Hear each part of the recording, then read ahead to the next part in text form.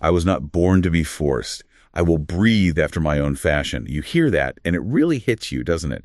That sense of fierce independence. It really does, and the context makes it even more powerful. Henry David Thoreau, writing that, reflecting on a night he actually spent in jail. Yeah, exactly. Not exactly where you'd expect such a declaration of freedom to come from. And why was he in jail? And not for some major crime, right? It was refusing to pay a poll tax. A pretty small amount of money, really. Seems minor, but his reason was huge. He saw it as a stand against, well, massive injustices. President Polk's war on Mexico, which he saw as aggressive, and the government basically defending slavery. Precisely. That small act was his way of saying no to the whole system enabling. So that's what this deep dive is all about. That moment, that essay originally called Resistance to Civil Government, right? That's the one. Later became Civil Disobedience. And we were digging into the question he was wrestling with. How can just one person, an ordinary, honest person, live in a way that actually pushes back? How can you be, like you said, a counter-friction to stop the machine? Exactly. Our mission here is to unpack the core ideas from the Philanautica YouTube transcript on Thoreau's essay. We want to show how these, frankly, radical ideas have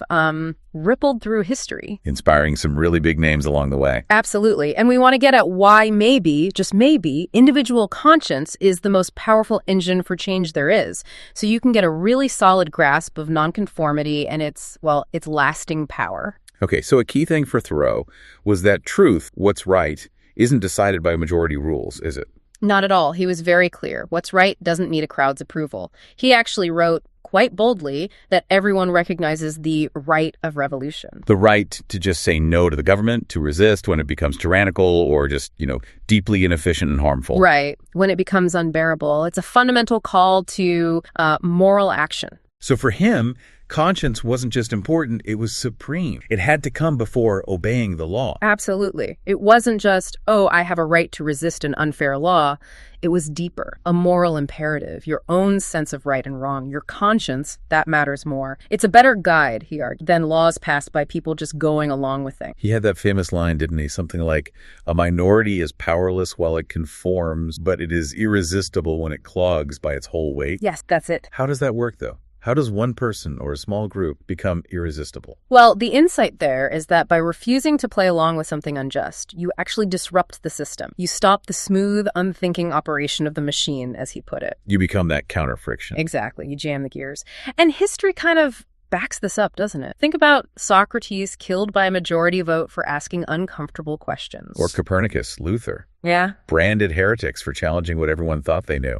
Right. Their individual defiance, even though it brought persecution initially, often ended up shifting everything. It showed how fragile accepted ideas can be and the slow, deep power of just one person holding firm to their conviction. And he asked that really pointed question, why does government always crucify Christ, excommunicate Copernicus and Luther, and pronounce Washington and Franklin rebels? His answer was simple. Because conscience often stands against the crowd. And when it does that, it has this incredible potential to actually change history's direction.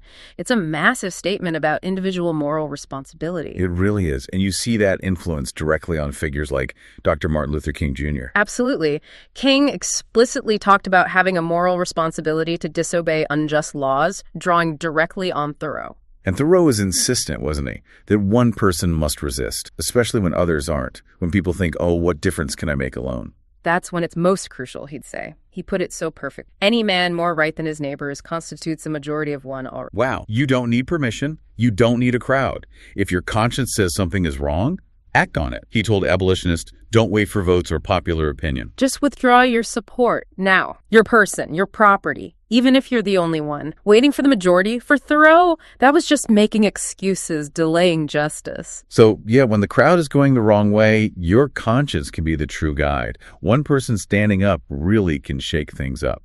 And that idea, the majority of one, it goes right to the heart of what Thoreau saw as the societal sickness. Which was? Blind obedience. People just following laws, customs, systems, without asking if they violate basic human values. In his day, you had slavery deeply entrenched and this aggressive war against Mexico happening. And he was just furious, wasn't he? Yeah. That most people either backed it or just kept quiet. He really was. He pointed out the war wasn't the people's will. It was driven by a few powerful individuals using the government like a tool, like a weapon. A few elites pushing the country into war, pushing it deeper into slavery. While everyone else, just by conforming or doing nothing, basically let it happen. That silence, that conformity that was the disease he was diagnosing. Yeah, people just, eating, drinking, getting married like their parents did, living without really checking if their actions line up with justice, just following along. And in doing that, you risk losing your moral compass altogether, which raises that question. When does just going along become, being complicit? Mm-hmm. And that leads to probably his most famous, most striking line. It is no measure of health to be well adjusted to a profoundly sick society. Exactly. Just let that sink in. Just because something's legal or common or everyone accepts it, that doesn't make it right.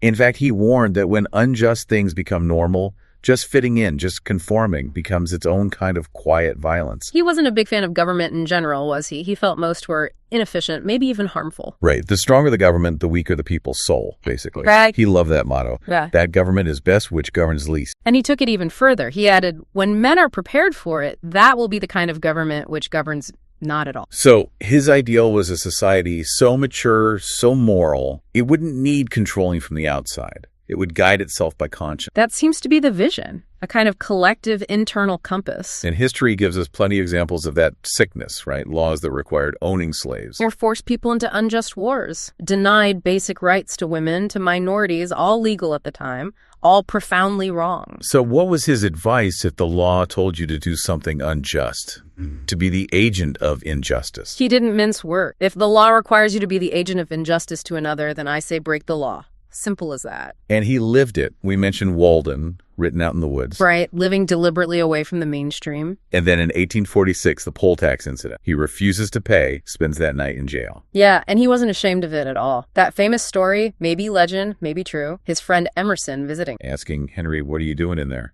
And Thoreau supposedly shoots back, Waldo, the question is, what are you doing out there? It's brilliant. It's not just clever. It completely reframes everything, doesn't it? It suggests maybe doing nothing, staying out there while injustice happens.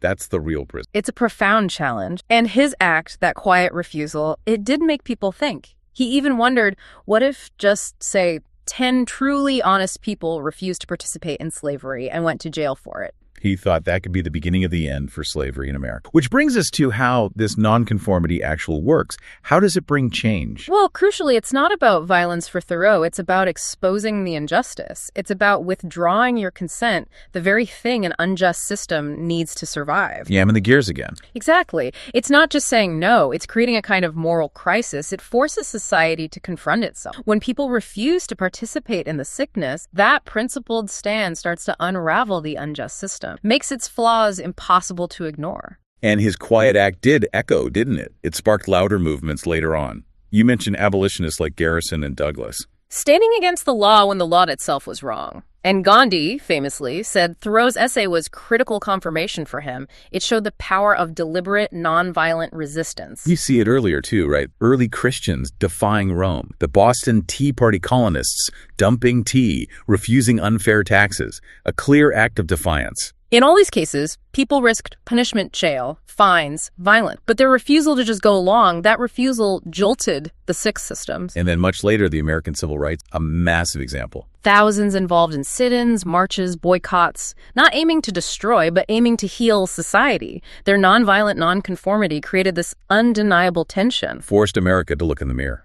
And it was a key factor leading to the Civil Rights Act of 1964. Yeah. In era after era, the cure seems remarkably consistent. Individuals refusing to accept the sickness. Thoreau saw it clearly. Change might start slow, but once it gains momentum, powerful. As he said, what is once well done is done forever. So let's bring you back to that central idea, that provocation from Thoreau. It is no measure of health to be well adjusted to a profoundly sick society. We've seen how individual nonconformity, being that majority of one, has historically been a cure. Right. From his own time through Gandhi to the civil rights movement, not using violence, but exposing injustice, withdrawing consent, jamming the machine. So the final thought for you listening right now. Thoreau imagined a time when men are prepared for it, where government might not be needed at all because people would follow conscience. In today's world, we're flooded with information, with so many different viewpoints pulling at us. What does it really mean right now to let your conscience guide? And how might listening to that inner voice actually impact the systems you encounter?